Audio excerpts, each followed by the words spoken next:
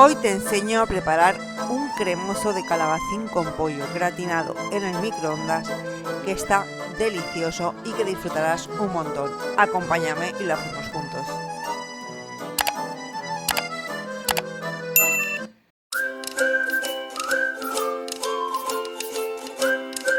Quitamos el sobrante del calabacín y partimos en trozos pequeñitos. En una vaporera para microondas vamos a poner en el fondo un poquito de agua, colocaremos la rejilla y luego añadiremos los trozos de calabacín.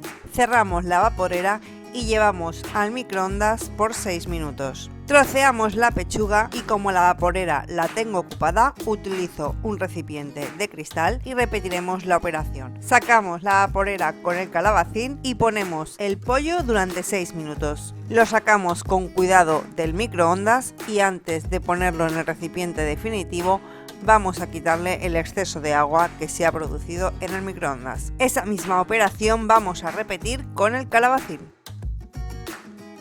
Añade sal al gusto y remueve bien. A continuación añadimos los taquitos de jamón, la nata de cocinar y vamos a remover bien.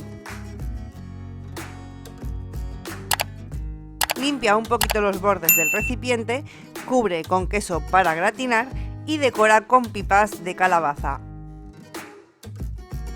Ahora lo vamos a meter en el microondas en la opción combi, microondas y grill durante unos 10-15 minutos. Así es como queda nuestro cremoso de calabacín. Como veis, tiene una pinta espectacular y además está delicioso. Anímate y pruébalo.